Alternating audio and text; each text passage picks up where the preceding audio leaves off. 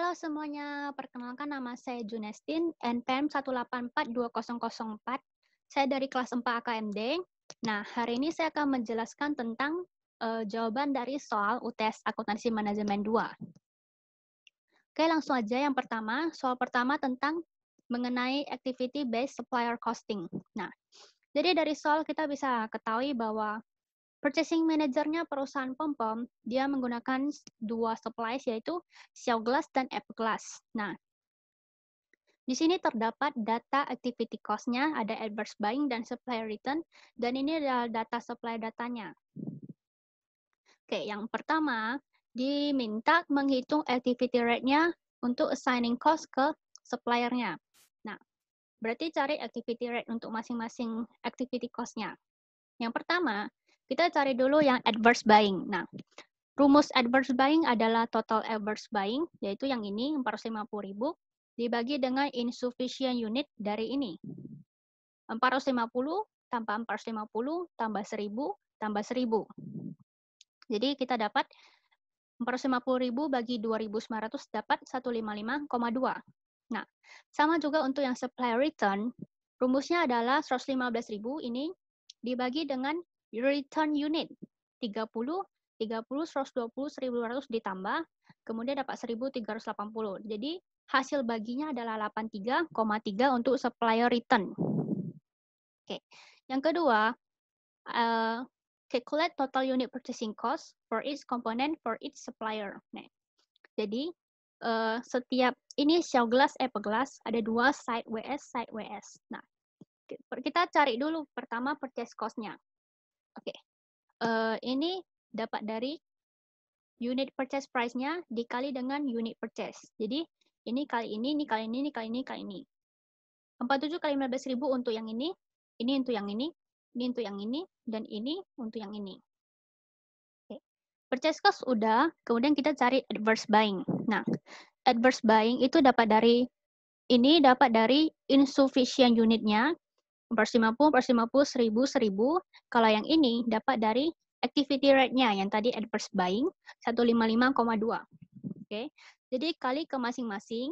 Setelah itu, yang ketiga adalah return unit. Oke, jadi return unit bisa kita dapat dari ini. 30, 30, 120, 1.200, masukkan ke sini. Kemudian ini adalah activity rate-nya supply return, 83,3 dikali, masukin semua.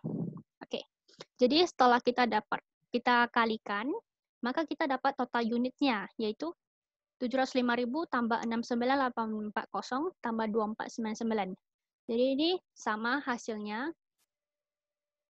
Kemudian kita unitsnya. Nah, unitsnya itu yang ini, unit purchase-nya 15.000, 15.000, 24.000, dan 24.000. Nih, jadi kita cari total unit per cost-nya adalah total units dibagi dengan units. Jadi dapat segini, 51,82 dan seterusnya. Oke. Yang C, mengapa kita memerlukan value chain analysis? Nah, value chain analysis berguna untuk bagaimana kita menciptakan suatu produk, dari itu bagaimana kita juga cari tahu bagaimana kita mengurangi biaya yang tidak perlu atau harus dibuang dalam menghasilkan produk tersebut. Nah, jadi value chain analysis ini penting untuk meminimalkan cost sehingga bisa memperbesar profit. Oke, untuk nomor 1 telah selesai. Sekarang kita lanjut yang nomor 2. Productivity measurement. Oke, jadi dari soal kita tahu bahwa Jack Roxon, presiden dari company-nya, dia mau melising mesin. Salah satu mesin yaitu mesin A dan mesin B. Kemudian ini adalah data perbandingan dari mesin sekarang dan mesin A dan B yang mau di-leasing. Oke. Jadi, yang pertama kita cari partial productivity ratio untuk setiap mesin. Oke. Nah, productivity ratio untuk setiap mesin kita pertama kita cari tiga-tiganya. Oke. Pertama kita labor dulu. Nah, rumusnya adalah output produce ini 300.000 dibagi labor use karena kita cari labor kan. Jadi labor use di sini 150.000. Jadi 300 bagi 150.000 2. Untuk mesin A sama 360.000 bagi 150.000, 2,4. Untuk mesin B, 350.000 bagi 200.000, 1,75. Oke. Habis labor, kita cari material. Nah, untuk material sama, unit products, output products-nya dibagi material use-nya, 600.000. Jadi 300 bagi 600, 0,5. 360.000 bagi 600, 0,6. 350.000 bagi 700, 0,5. Nah, jadi dari rasio yang kita dapat ini, bisa kita simpulkan bahwa mesin A memiliki rasio yang paling tinggi. Lihat dari labornya, 2,4 lebih tinggi daripada mesin sekarang dan mesin B. Kemudian lihat dari material, lebih tinggi daripada existing mesin sama mesin B. Oke. Selesai nomor 1, yang kedua yaitu disuruh minta hitung total profit from all mesin. Oke. Jadi kita cari total profitnya. Ya. Ini untuk yang existing, ini mesin A, ini mesin B. Oke. Pertama kita cari dulu penjualan, salesnya berapa. Oke. Di sini saya mengasumsikan setiap produk itu harganya unit penjualannya itu produknya $50. Oke. Jadi output products-nya ini 300.000 untuk yang existing mesin dikali $50, 15 juta. Untuk yang mesin A 18 juta dapatnya. Untuk yang mesin B 17.500.000. Semuanya dikali dengan asumsi tadi $50. Oke, yang kedua cari material. Nah, material yang telah kita pakai ini 600.000 dikali dengan unit price-nya material 20. Jadi 600.000 kali 20, 12 juta. Untuk yang mesin A 600.000 kali 22, 13.200.000. Untuk yang mesin B 200.000 kali 700.000 kali 20, 14 juta. Oke, ini untuk material. Dan untuk labor di sini 150.000 kali 13, 150.000 kali 15, 200.000 kali 13. Di sini dapatnya. Oke, jadi total profitnya adalah kita tinggal jumlahin aja penjualan, material, dan labor untuk setiap mesin. Jadi 15 juta tambah minus 12 juta tambah 1 juta tambah minus 1.950.000 dapat 1.050.000 ini. Oke. Jadi total laba seluruh mesinnya adalah 4.500.000. Nah, jadi di sini kita bisa lihat total profit dari mesin A paling besar dibandingkan mesin sekarang dan mesin B.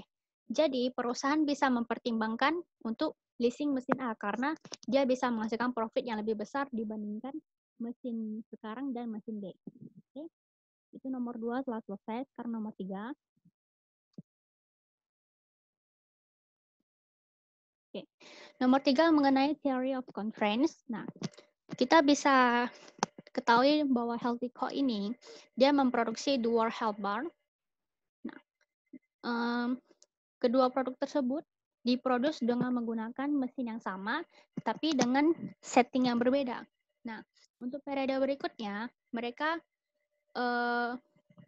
mesin hour 640.000 dan 480.000 labor hour tersedia available. Dan untuk ketika production, Immune Boost itu salah satu produknya.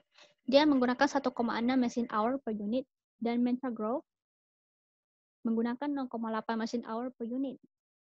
Terus Immune Boost ini menggunakan 1 direct labor hour per unit. Kalau yang Mentra Growth 2 direct labor hour per unit. Oke.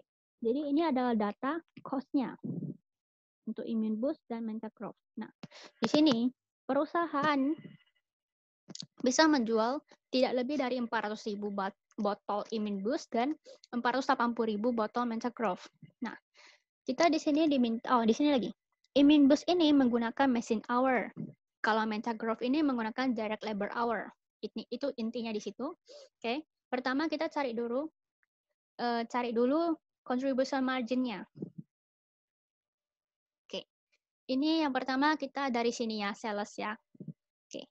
Sales-nya kita pakai yang produksinya 400.000 untuk Immune Boost, 400.000 dikali dengan Immune Boost punya unit selling price $4.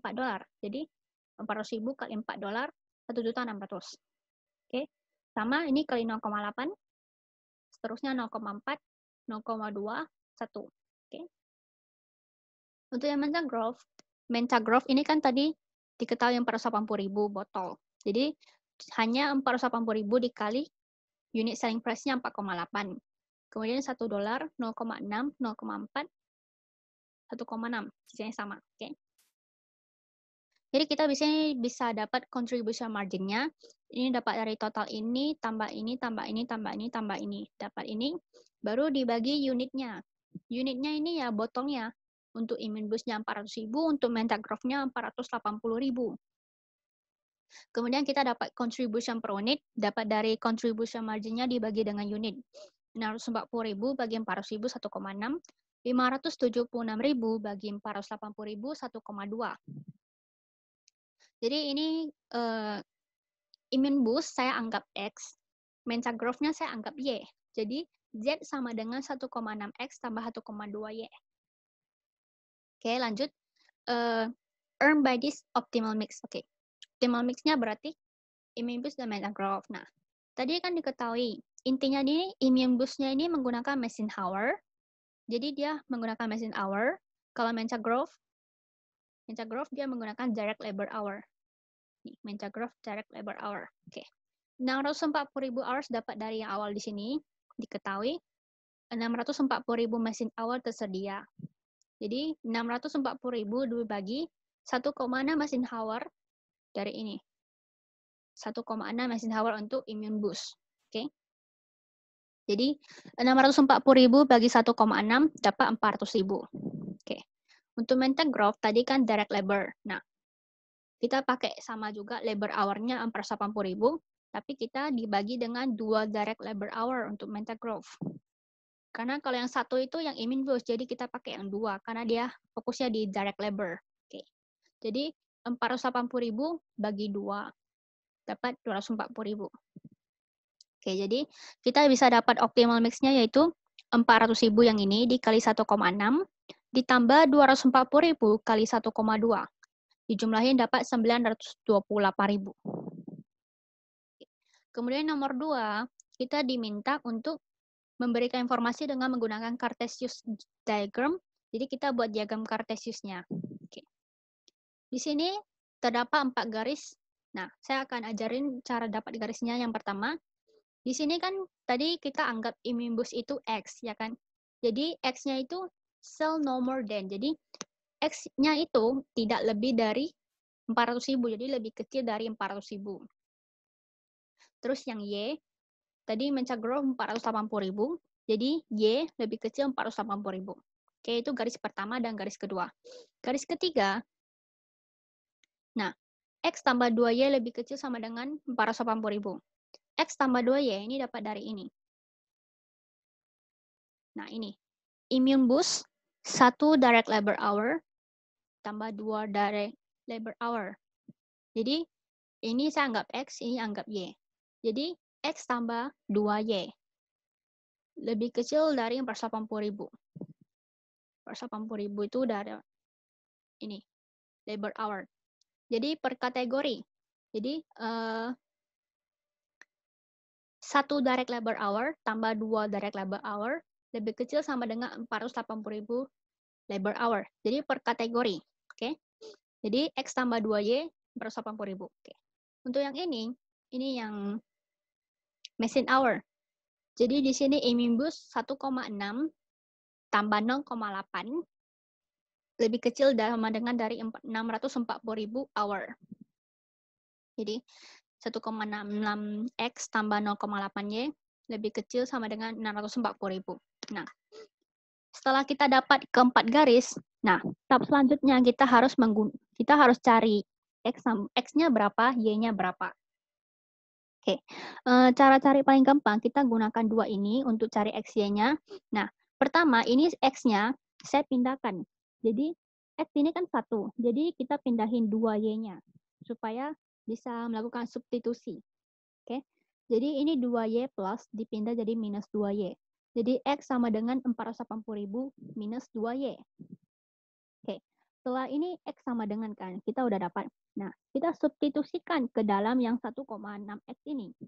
Jadi 480.000 minus 2Y ini masukkan ke dalam X. Jadi 1,6 kali 480.000 minus 2Y tambah 0,8Y sama dengan 640.000. Terus ini perkalian, kali ke dalamnya. Jadi 1,6 kali 480.000, 768.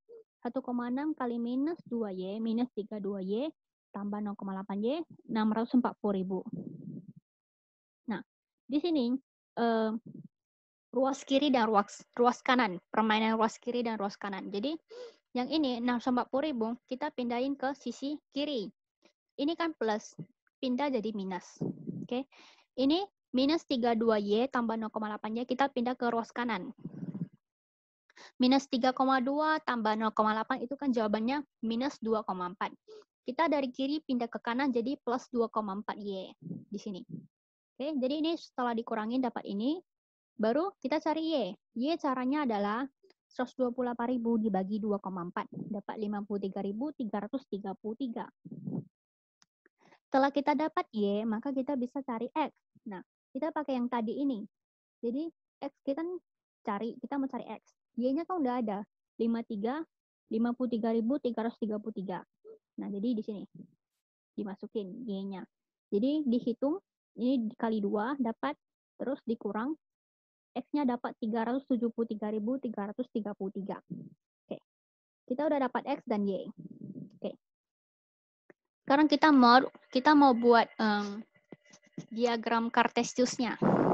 Oke, kita pakai garis yang awal ini, 4 garis ini. Oke, ini tahu. Nah, di sini kita mau cari X dan Y dari garis ini. Nah, kita pakai patokan X sama dengan 0, Y sama dengan 0. Oke, jadi kita ambil patokan pertama X sama dengan 0 dulu, nanti baru Y sama dengan 0. Nah, jadi ini X sama dengan 0.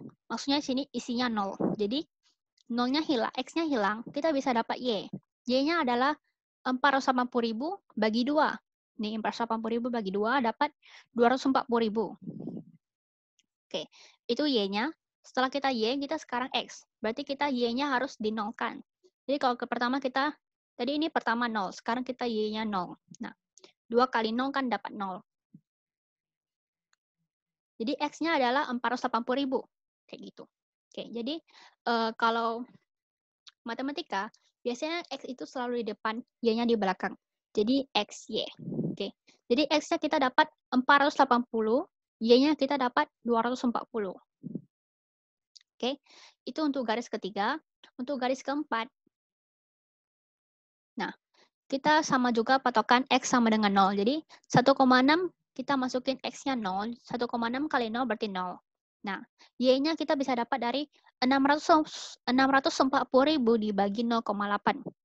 Dapat 800.000. Oke, ini untuk X0. Setelah X0 kita sekarang lanjut Y0. Nah, Y masukin 0, 0,8 kali 0, 0. Jadi kita bisa dapat X-nya dapat dari 640.000 dibagi 1,6. Dapat 400.000. Sama XY 400 dan 800. Oke, kita udah dapat 2 ini. Sama ini ada 4, jadi kita bisa gambar diagramnya. Oke, garis pertama, X lebih kecil dari 400. Jadi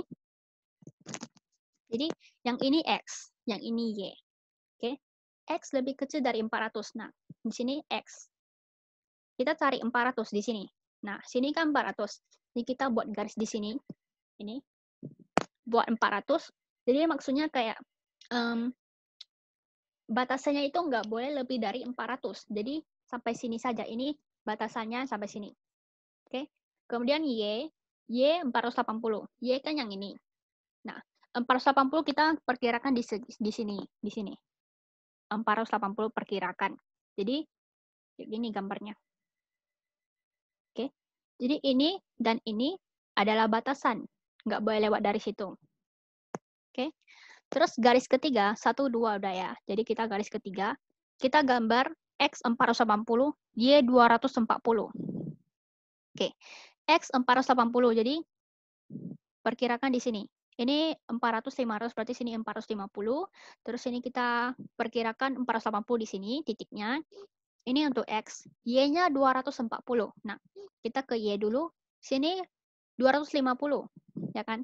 Jadi perkirakan sini 240. Jadi sini ke sini kita tarik garis. Nah, itu adalah garis ketiga. Oke. Lanjut garis keempat. X 400, Y 800. Nah, X di sini 400, di sini titiknya. Y-nya 800, titiknya di sini. Jadi kita tarik garis. Jadi itu adalah garis keempat. Oke, ini 100, 180, 180. Oke. Jadi ini adalah batasannya, atau maksudnya kayak asiran yang bisa kita dapat. Nah, jadi yang ini titik A, B, C, D. Di sini nampak kan ada titik A, B, C, D. Ada 4 titik. Nah, yang titik C ini, A, B, C, titik C ini, kita langsung dapat gitu. Kayak ini X-nya 373, pasti 373, Y-nya 53, 53.000. Nah, bisa kita buktikan.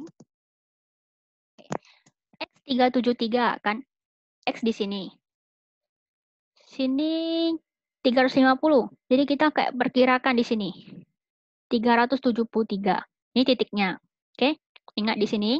Baru Y-nya 53.000. Sini kan Y. Sini 100. Berarti agak ke bawah dikit. 100 agak ke bawah dikit 53. Jadi ini garisnya. Ini. Oke. Jadi ini titiknya. Dapat. Oke. Soal nomor 3 udah selesai. Sekarang kita lanjut nomor 4. Terakhir. Oke. Mengenai inventory management. Oke, saya akan jelasin dulu yang pertama Delfina.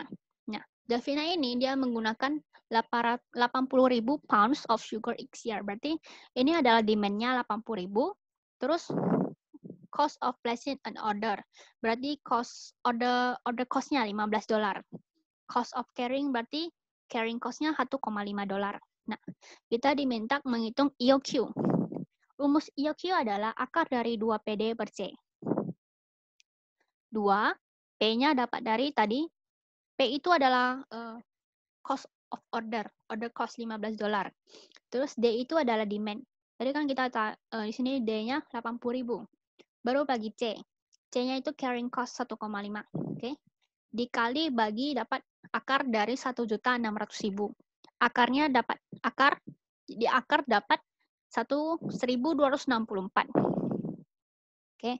Itu adalah EOQ-nya. Yang kedua, kita diminta menghitung carrying cost, ordering cost, dan total cost. Oke. Rumus carrying cost itu adalah C kali Q bagi 2. C-nya sama tadi 1,5.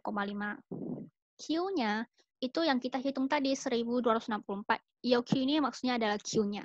Jadi 1,5 kali 1.264 dibagi 2. 2 itu adalah rumus tetapnya, rumus matinya. Jadi kita dapat 948 setelah dikali dan bagi. Oke, itu adalah carrying cost. Untuk ordering cost, rumusnya adalah P kali D bagi Q. P-nya 15, D-nya 80.000. Q-nya yang tadi kita hitung ini 1.264. Oke, jadi dikali dibagi dapat 949. Nah, total cost itu rumusnya adalah ordering cost tambah carrying cost atau carrying cost tambah ordering cost sama. Jadi ini 948 tambah 949, 1.897. Yang ketiga, kita asumsi bahwa average rate of usage-nya 250 pounds per day dan lead time-nya 7 days. What is the reorder point? Nah, rumus reorder point ini adalah rate of usage dikali lead time. 250 kali 7, 1.750 unit. Itu jawabannya. Yang nomor 4, jelaskan perbedaan dari JIT dan traditional inventory. JIT itu adalah just in time. Nah, perbedaannya yang pertama yaitu untuk JIT, sistem penentuan aktivitas berdasarkan permintaan konsumen. Jadi, maksudnya kayak perusahaan yang menerapkan JIT inventory, mereka hanya melakukan produksi ketika ada konsumen. Ada konsumen yang minta atau maksudnya adanya permintaan konsumen gitu, mereka baru melakukan produksi. Oke. Kalau yang tradisional itu berdasarkan dorongan aktivitas sebelumnya. Yang B, JIT persediaannya tidak signifikan.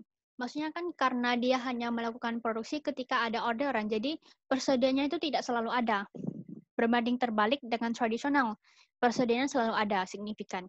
Oke, yang ke C, basis pemasok sedikit. Maksudnya suppliernya itu sedikit aja, nggak banyak, nggak seperti tradisional. Karena dia hanya melakukan produksi ketika ada orderan, jadi pemasoknya itu tidak perlu banyak. Yang keempat yaitu JIT kontrak jangka panjang dengan melakukan kontrak jangka panjang dengan supplier atau pemasoknya. Kalau yang tradisional kontraknya biasanya jangka pendek dengan supplier atau pemasoknya. Oke, yang terakhir Mimi Corporation. Di sini ketahui annual demand-nya 35.000 unit. Terus unit order is time or order is place of 600 unit. Ini maksudnya setiap kali order itu 600 unit. Terus ini cost ordernya $30, cost of carrying $4 per unit. Nah, sama pertama cari EOQ, baru nanti total cost. Oke. Yang ini EOQ, 2 PD per C akar, 2 kali P. P yang ini cost ya. Kalau yang ini maksudnya unit yang mereka pesan setiap kali gitu. Tapi yang kita minta P ini adalah cost-nya, bukan unitnya. Jadi yang ini jangan sampai salah, $30. Kemudian D, demand 35.000 dibagi C4, carrying cost-nya 4. Oke. Jadi dibagi kali bagi tambah dapat 5 akar dari 525.000 adalah 724. Yang kedua total cost. Tadi kan total cost rumusnya adalah ordering cost tambah carrying cost sama PDQ tambah CQ per 2. P-nya yang tadi 30, D-nya 35.000, Q-nya ini yang kita hitung tadi 724. Jadi ini dikali bagi dapat 1.450. Kemudian carrying cost CQ per 2, C-nya 4, Q-nya yang 724. 2 itu rumus tetapnya. Jadi dapat 1448. Jadi total cost adalah 1450 tambah 1448, 2898. Oke. Sudah selesai penjelasan jawaban dari UTS Akmen 2. Mohon maaf apabila ada kesalahan pada tutur kata atau perhitungan. Sekian dari saya, terima kasih.